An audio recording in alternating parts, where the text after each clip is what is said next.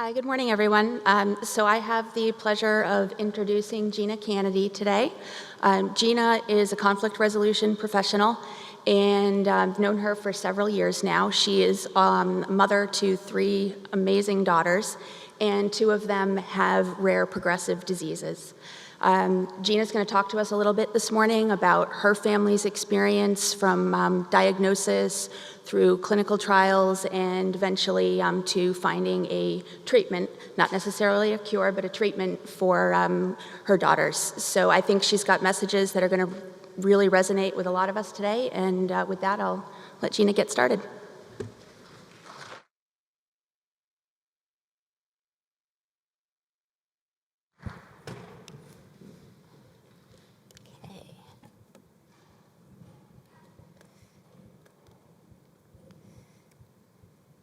Hi, so my name is Gina. I am glad to be here today, and I hope that sharing my story with you will leave you with courage and optimism.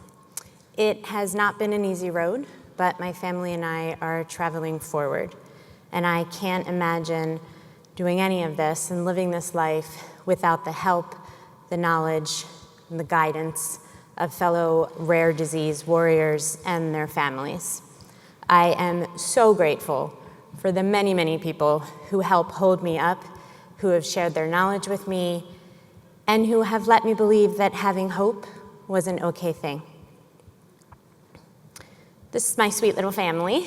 I am one of 5 kids. I was the first in my family to graduate college. I was the first to move out of state. I have a master's degree, and I had a career that I truly loved. I never expected to grow up, get married, have kids, and be at home, but that's where I am now. What happened was I met a boy that I also fell in love with the day I met, and 17 years later, we still like each other most days, and we have 3 wonderful daughters, Mabel, Emma, and Ruby. This is our story. Stephen and I have a pretty typical beginning. We were young, we fell in love, we got married. He started his residency, and I started my career. A couple years later, we bought a house. A few years after that, we decided to start a family. And in 2006, our Mabel Laurel was born. Mabel absolutely lit up our world. There was so much newness, as I know you all know, in becoming a parent. It was kind of overwhelming. But for me, the thing that was most profound was my love for her. I was really taken aback at how powerful a love is that the parent has for their child. Life was going pretty well. It was a sweet little life, and we were grateful for it. And a couple years later, we decided to grow our family. We also moved a lot in our little adult life. So at that time, we were living in Portland, Oregon, and we moved to Rochester. My pregnancy was uneventful except for a little placenta previa, but we managed that fine, and I carried Emma full term. In 2009, Emma Simone was born. Emma was pure deliciousness. We just couldn't get enough of her. She was absolutely adorable. Mabel was completely in love with her, and we just soaked her up. Emma hit all of the early milestones. She ate, she loved tummy time, she moved around. She was extremely verbal. At 8 months old, she was clearly talking, and she just was a happy, happy child. We were a happy family of 4. Emma, let's see, sorry about this. Moved as her peers were moving. We didn't think anything was going on. Mabel didn't walk until she was 15 months old, so Emma was a little late to walk, but it didn't really raise any concerns for us. She loved this walker and didn't want to get out of it. We were a house that had frequent dance parties, and this is what they looked like for Emma. As she got closer to 1, I started noticing that something wasn't quite right. I took this video because it was the first time that she had climbed the steps. At that time, I wasn't actually trying to document anything. I was just trying to send something to her dad so he could know what she had accomplished. As I said, she wasn't walking, but the doctors told me I had nothing to worry about, that she was fine. Her older sister didn't walk till 15 months either, so they kind of labeled me as a helicopter mom and told me to calm down.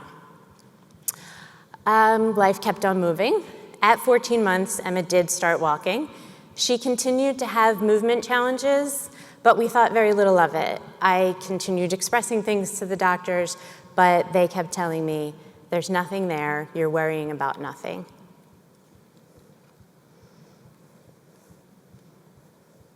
She fell a lot. Life kept moving. 2012 was a pretty monumental year for us. We had some major changes. We moved from rural Rochester to Brooklyn, New York. Emma was 5, or Mabel was 5, Emma was 2.5. And shortly after finding our 2-bedroom apartment in Brooklyn, we found out, surprise, there was a baby in my uterus and we were having a 3rd child. I continued feeling that something wasn't right with Emma. Took her to 6 different doctors, all of whom, again, kept saying, you're worrying over nothing. A few months later, Emma turned 3. At that point, she really fell a lot. She couldn't make it more than 2 brownstones before dropping to the ground. I took a stroller everywhere we went because it was so painful. Her knees were always cut up, and just watching her fall all the time, I had to have a backup plan. She could not climb the steps to our apartment. She was very fearful of her peers. When we would go to playgrounds, as soon as a child would approach her, she would withdraw and go remove herself and sit on a bench. She was absolutely exhausted by 4:30, 5 o'clock, and would beg us to go to bed. And she couldn't jump. So at her 3rd year checkup, I persisted with the doctor and said, she can't jump, something's not right. She told me, I am not concerned. I said, you know what, I'm going to a PT, either with your referral or without it. So she reluctantly gave me the referral, and within a month, Emma and I went to the PT gym. I was 36 weeks pregnant at the time. Emma and I rolled into the gym, and Emma hopped out of the stroller, sat down to take her shoes off, and got up. And the PT turned to me and said, does she always get up like that? And I took a breath, and I said, you see it? And she said, yes, come in. We went into the gym. She told me to sit down, and within minutes, the PT looked at me with her eyes full of tears and said, this is not just muscle weakness, this is extreme, and you need a neurologist right away. It had been 2 years of me trying to get somebody to listen to me. And in that moment, I was relieved that somebody saw what I saw, and I had no idea of where we were headed. A couple of days later, on a Saturday morning, we were at the pediatric neurologist in Brooklyn. The neurologist examined our daughter and kept saying, And he turned to my physician husband and said, didn't you notice the muscle wasting? And it was terrible. We had thought something was going on, but we were listening to all the experts who were telling us that she was fine. He told us Emma needed an MRI immediately, and he said that we needed to see the specialist who had trained him. We left the office on a beautiful September morning and called our family members and said, something is wrong. Emma had the MRI on Monday, and it came back normal. On Tuesday, we went to Albert Einstein Medical Center. We were ushered into the exam room, and I remember when we walked in noticing how large the room was. And the doctor came in and said hello to us, and then said he needed to remind us that it was a teaching facility, and that this, our baby girl, was an incredible opportunity for the professionals in the building. And he asked us if they could come in. Okay, yes, they can come in. A moment later, there was at least 20 professionals slammed into this room with us. They were shoulder to shoulder, they were packed. And the physician stood there, and he said, see the way she got up? See the way her foot is dragging? See the way her hand is shaking? See the way that she's holding on to the table? And they were, yes, yes. And our Emma, who is this gregarious, joyful, happy being, actually climbed under the chair that her grandmother was sitting in. It was so overwhelming. And Stephen and I were just frozen. Having him stand there and point out all these things that we kept saying something's wrong, and nobody wanted to listen to us. And he was just going down the list of everything we'd been saying for 2 years. And my mother, thankfully, stood up and said, "Get out of the room. How dare you people? This is their baby." And she was just beyond annoyed. They all left the room, and my mom took Emma. And the doctor put his arm around me and said, "I know what this is. It's called SMA, and I don't want you to Google anything." Of course, we left the room and immediately pulled out our phones. You can probably all relate to that, but it was absolutely horrible. You can probably relate to that as well. What we found out was that those 3 little letters stood for Spinal Muscular Atrophy. It is the #1 cause of death for infants. Most children do not live past their 2nd birthday. It's a progressive, degenerative neuromuscular disease, and over time, all people with SMA lose the ability to move, to talk, to breathe, to swallow. And 1 in 40 humans are carriers of this disease. Turns out our Emma was actually one of the lucky SMA ones because she had what's known as type 3. She was pretty strong, which is why it was missed for 2 years. She could walk and was otherwise doing well. What we quickly learned was that she would lose that ability. So within a week, we found ourselves back at Albert Einstein. I was pleading with the doctor. I was desperate to know what was going to happen to her. Would she die early? I needed to know what to expect. And I was 36 weeks pregnant. I needed to know when would she use a wheelchair, what was our timeline, and he told me, take her home and love her. And I hope that you haven't heard that sentence, but I'm guessing that most of you have. That is something in this rare disease world that we all share in common, that absolutely horrible sentence. There's nothing you can do for your child but love them. That's easy. We had to take a pause because Ruby was coming. So 2 weeks after the PT eval, we walked into the hospital and said, you know what, we're leaving SMA out and we're just gonna celebrate what we know is going to be our last baby. She was big, she held her head up on day 1, she looked all around, and she was wonderful. We named her Ruby because we thought she would be the gem in all of this darkness of those 3 letters. Ruby wasn't planned, and I was certain that the reason she was coming was to help her sister. Her newness was bliss for all of us. She was a real live baby doll for her sisters, and she was just squishy baby goodness for Stephen and I. On her 3rd day of life, the geneticist came in and told us that he needed to draw her blood. With SMA, if you are a carrier, we learned that there's a 25% chance with each pregnancy of the child being affected. At the time, we were sad that she was going to be poked, but we couldn't fathom that there was any possibility of her having SMA. It just felt far too cruel of the universe to do. We were discharged, and Ruby and I headed home. 10 days later, Ruby and I were sleeping in bed. I heard Stephen's footsteps come across the room before I saw him. I felt the weight of his body hit the bed, and I turned over and I opened my eyes, and I looked at him, and he didn't have to say a word.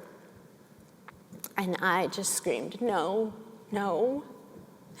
And he scooped me up, and I felt his tears wetting the back of my shirt, and I just screamed and screamed, and I screamed, and the girl that I was died that day. She just dissolved. Nothing was ever the same. Everything had changed. I don't know how long he rocked me for, or what our baby or other children were doing at the time, but when we loosened the hug, Stephen looked at me and said, "Science will help them. I am sure. It won't be what we fear." And I knew that he was begging and pleading with the universe as much as he was trying to reassure me, but we held on to it. We had absolutely no choice but to keep going.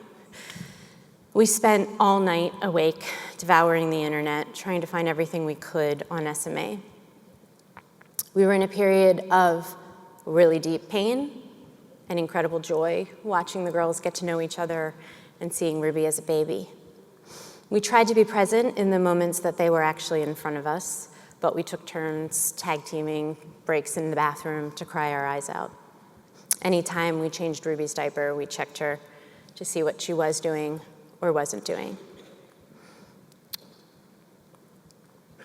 Life kept moving, and we moved in a dense fog.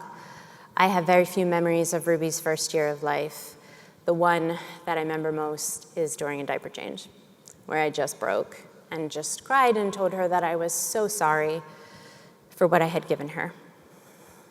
But we continued moving through and even made really big decisions. We decided to move to Philadelphia to be near family. What we knew for sure was that SMA was progressive, that we would watch our girls slowly waste away, that they would have a short lifespan, that we would outlive them, and that their oldest sister would have to endure watching them pass. But we had to find hope. We turned to science, and we celebrated every little thing, and we tried hard to ignore what their bodies weren't doing and to ignore the fear of tomorrow. It was 2012, and SMA was still a pretty unknown rare disease. The doctors came to us with a proposition. Ruby was extra rare because she had SMA but had no symptoms.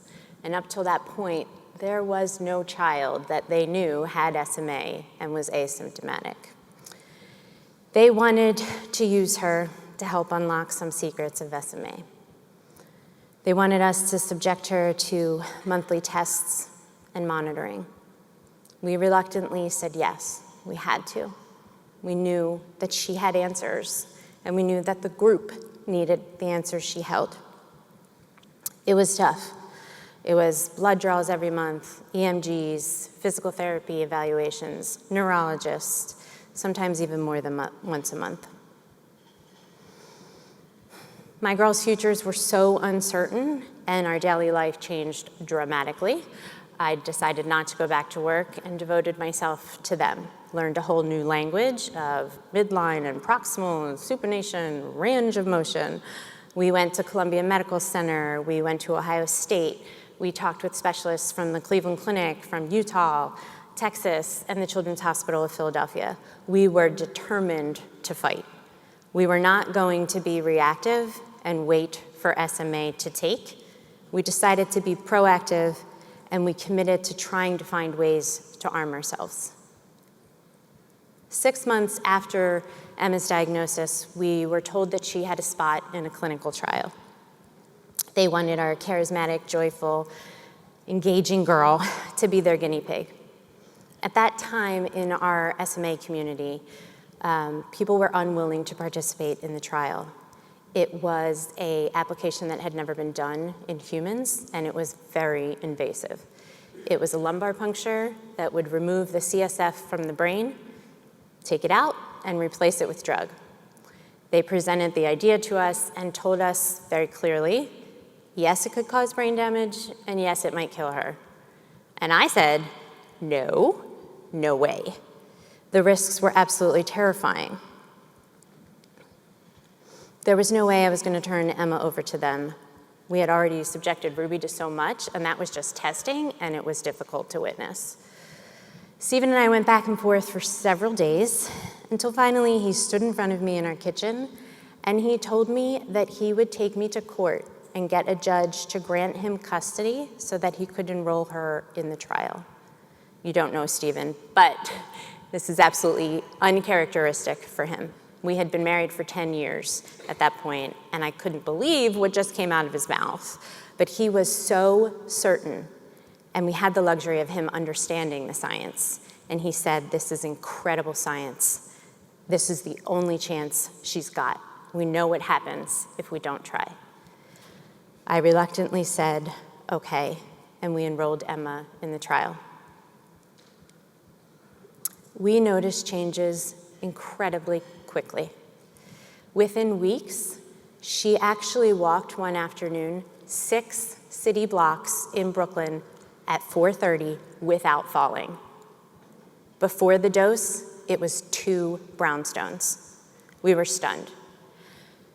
When she walked and held my hand, the picture on the left, I think it's your left, was the day after the dose, and she wanted to get out of the stroller and go for a walk.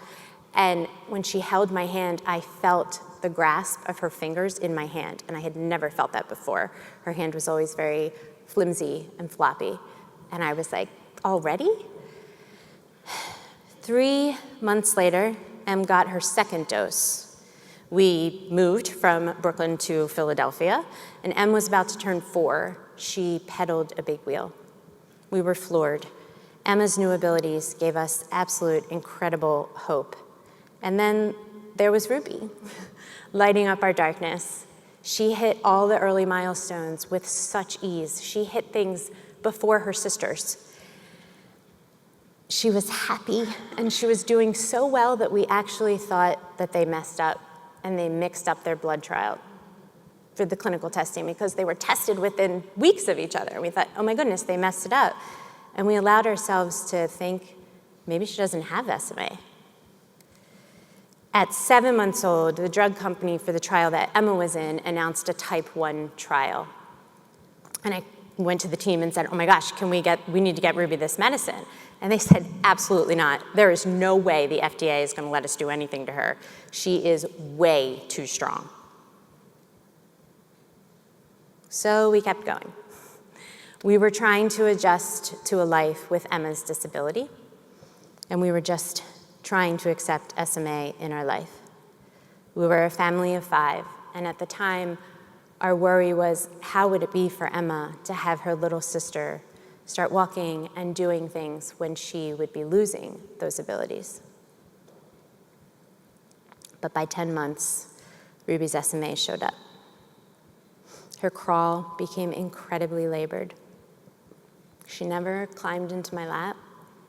She would not push into her legs as she had been doing for the months before. She stopped reaching up to my face when she was nursing. And we tried really hard. And we tried therapies every day and tried to preserve what was there. We were desperate to preserve it. It was absolutely stunning to see the difference between her and Emma. As Ruby turned 1, her hands were always clenched. She couldn't hug us anymore. Her speech became really difficult to understand, and swallowing was quite labored and scary. She couldn't sit unsupported without suddenly just falling over and smacking her head. Her head control became so weak that she often needed me to press her forehead and bring her head back up. And she was identified as type 2 SMA, which meant that she would never stand or walk independently, and also meant that the trajectory of the disease would move much more quickly, and her prognosis was she'd be lucky to make it to be a teenager. As painful as it was, we shifted into this new life. We got her first wheelchair at 13 months, and she literally got it within seconds. It was not a sad day in our house. We were all so happy to see her moving. She actually instantly went into the kitchen under the desk and tried to play hide and seek with her sisters. But that year was difficult. During her second year of life, the SMA continued to progress at a really rapid pace. She needed her hands to hold her head up. She tired after just a few bites. We always had pillows around her, and her sister Mabel became her muscle. She moved toys for her and moved her around the house. It was very difficult for her to reach beyond midline. and she started to develop contractures. Simultaneously, Emma was making unbelievable gains. She actually climbed a rock wall. She suddenly had the ability to stumble a bit and not fall to the ground. She could carry things. She was getting better and better, and Ruby was struggling so much. Her movements were tiny, cautious, and calculated, and it was a very difficult time in our house. When we enrolled Emma, our hope at the time was maybe it'll slow things down. The entire team was really shocked at what did happen with Emma. She was the youngest type 3 enrolled in either the phase 1 or the phase 2, and she had the most significant gains. At Thanksgiving of that first year on drug, it was 8 months after her first injection, we were doing a family talent show. And Emma got up and said, "I'm gonna jump." And I was like, okay. And she did. Both of her little feet left the ground. And there were 30 people in our family room clapping like this so that they wouldn't startle her and crying their eyes out. Even her little cousins and non-medical family members noticed that she was moving differently. Her trial doses had clearly helped her, but the 2 doses were done. So we went back and said, what do? This needs to keep happening. And the researchers told us that they wanted to continue the trial, but that the FDA had said no. That the FDA said, it's far too risky, there's no data, you need 5 more years on chimpanzees before we will allow you to do this to humans. And we were not going to accept that. We're a little stubborn. So my husband worked tirelessly to find a connection at the FDA, and he succeeded. Also at that time, the FDA was under new management, and they were given a directive to prioritize meeting with parents. So up until that point, there had never been a meeting between anyone from the SMA community and the FDA. My husband got someone to agree to set something up for us and for us to come in. We called Cure SMA and worked together to create a small task force, and we went into this closed meeting with another parent of a type 1 child who was in the trial. And in that meeting, we implored them to understand that 1 point on a physical therapy assessment was enough. And we begged them to let us, as the parents, determine what risk was worth it and which risk was too high. We asked them not to stop this incredible science and to not get in the way. And then we left and waited. Emma lost some strength during that time. She started to feel differently. She was struggling again. And at 4 years old, she actually asked to go back and get the IV because she felt different in her body. Eventually, we found out that the FDA agreed and allowed them to extend the study. The drug company also started a second phase 2 where they decided to increase the dosing. So Emma got dosed again. It was 11 months after her second dose. At that time in the SMA community, word was spreading, and people were starting to hear and learn that this drug was working. The type 1 trial was moving at rapid pace. Normally, these trials can take 5 to 8 years, and within a year, they were already in phase 3. The results were so significant that things were moving quickly, but it was still a very painful process. It takes time to get the solid data. Steve and I spent a lot of time sharing our story and encouraging people. One of our daughters was getting really strong, and the other was losing so much. The next big thing for us was Ruby's second birthday. She could not lift anything heavier than a plastic utensil. She could not flip a light switch, and she was having a really hard time with her weight. She was exhausted after 10 minutes of play, and I wasn't sure that we would see her third birthday. On the drive home from her 2-year-old well check, I got a phone call from New York. They were calling to tell me that phase 3 of Emma's trial was going to begin shortly, and that the criteria was you had to be 2, and Ruby had just turned 2, so I was very excited. Phase 3 means placebo. So the plan was that 1 out of 3 would receive placebo. The exclusion criteria was a bit terrifying for us. She had to be able to sit independently unsupported and touch the top of her head, a process that took her about 22 seconds to do. We worked on that every single day until the point of the day when she was going in to see if she would get into the trial. She did it, and she was enrolled. 2 months later, this was her, holding a handful of magnets and lifting above her midline. She's still showing effort there with the way she's turning her head, but she was moving.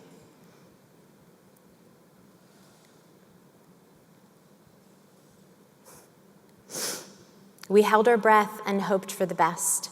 We thought we noticed things. She definitely seemed stronger. Her head control was better. She was traveling further in her wheelchair. And one morning before school, she picked up this little cup of water on her own, and she drank it. And Mabel and Emma and I were floored. And they ended up being late for school because we sat there and played with water, pouring water for over an hour because we all thought it was the greatest thing that we'd ever seen. We were cautiously optimistic, but we were also realistic. On Ruby's 2.5 birthday, we celebrated because in our world of SMA, you can't take those 6 months for granted. But there were definitely changes, the most significant or memorable of which for me was she reached up and put her little arms around me and gave me a hug. Even on the drug, both my girls still deal with SMA. We still fight daily and do therapies and lots of other things to help maintain what they've got. A year after starting the trial, Ruby was hospitalized. It was terrifying. She woke up on a Wednesday with a cough. On Thursday, she was in the operating room, and on Saturday, she had an NG tube placed. She never even had a fever, but that's what happens with SMA. During the clinical trial, the SMA community kept swinging on this really difficult pendulum between the shocking can-dos to the deeply sad but stills. The kids in the trial still struggled with the disease, but they were also doing lots of wonderful new things. Emma overall did wonderfully well. She was still walking, but she still carried her SMA with every step she took. In the summer of 2015, we got her first power scooter so that she could keep up with her peers. The drug definitely worked, and there have been dozens before it that never even made it to phase 2 of the clinical trials. My girls still have SMA, but they're living a far different life from what we expected when those letters were strung together and handed to us back in 2012. I've started thinking about tomorrow. I allow myself to think about a future and find myself annoyed at the lack of accessibility that exists all over the world. In 2016, the world of SMA was forever changed. The clinical trial was stopped because the results were so overwhelmingly positive, and the patients who were given placebo were dosed, and the drug company worked overtime to finalize the application and to submit to the FDA. The drug application was submitted to the FDA on the 4th anniversary of the day that Emma was diagnosed.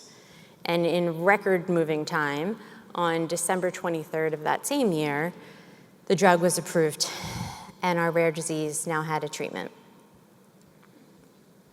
And I struggled with how to kind of wrap this up for all of you because this story is still going.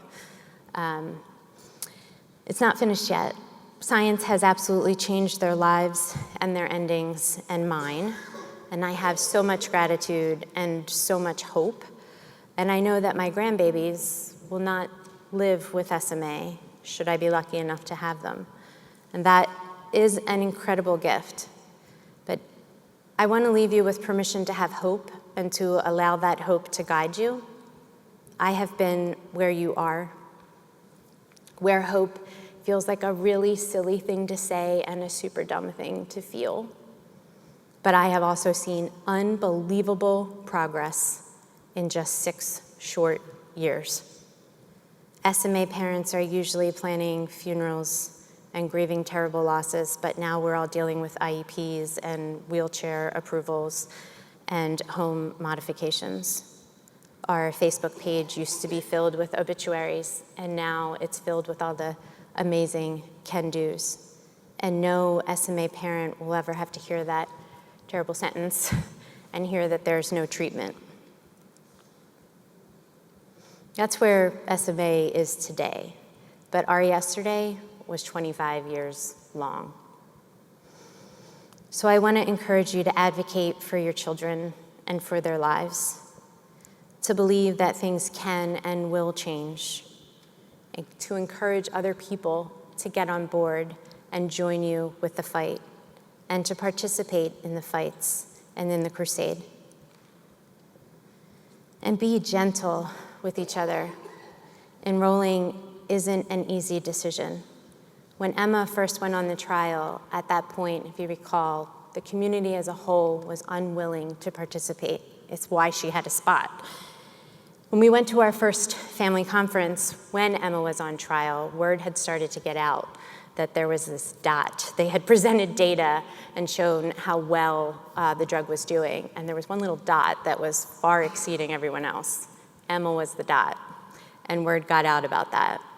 And it was difficult. I was excited to share the inspiring news with people and to let families know that there was hope, but we also got met with a lot of hostility, and people were frustrated, understandably. So be mindful of that. It's not easy to take these risks with your kids. And for those of you who do take the risks, share what you're seeing and how it's going. And for those of you witnessing, just be patient, which I know is so hard. It's an awful thing to practice. Science takes time, but science gets there. Witnessing their bodies in motion and what they get to do is pure poetry of motion for me. My girls play and explore because of that trial, and they use their bodies in ways that I never thought was possible. Ruby's kneeling, her head is up. Because of the trial, I get to watch them play and be in this world, and I can dream of all the places that they're gonna go, and we can make plans despite their SMA. What the drug changed for me was it gave me permission to imagine my daughter's future. Our whole family and many close friends are actually planning to celebrate Ruby's 10th birthday in front of the Eiffel Tower in 3 years. It's mind-blowing to me that I can make that plan and expect that it's actually going to happen. My daughters and your children are not broken. They are alive, and science will help them reach their potential. There's now nearly 7,000 people worldwide who have been treated with the drug that my girls are on, and last week, the FDA approved gene therapy for the SMA community. It's a very specific approval that just hits children 2 and younger. It's not a cure, but it is a game changer for sure. One of the things that we do for fundraising is we have annual walk and rolls. And the first one that we went to was when, Ruby was 1. And during the opening ceremonies, the MC listed the names of all the people in the state of Pennsylvania who had passed that year from SMA. And then a group of sweet children released a butterfly for each of those names. And our walk is this coming Sunday. And on Sunday, we are releasing 1 butterfly. And maybe next year it'll be none.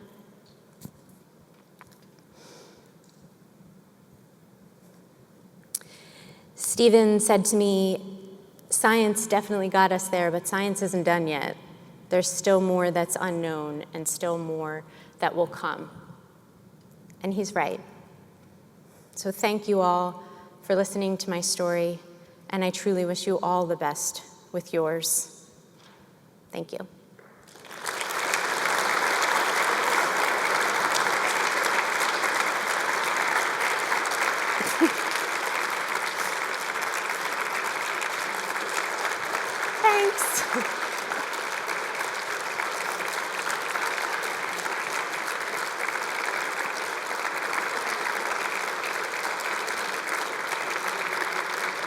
All right, thank you. Thank you, Gina, for that awe-inspiring story of hope.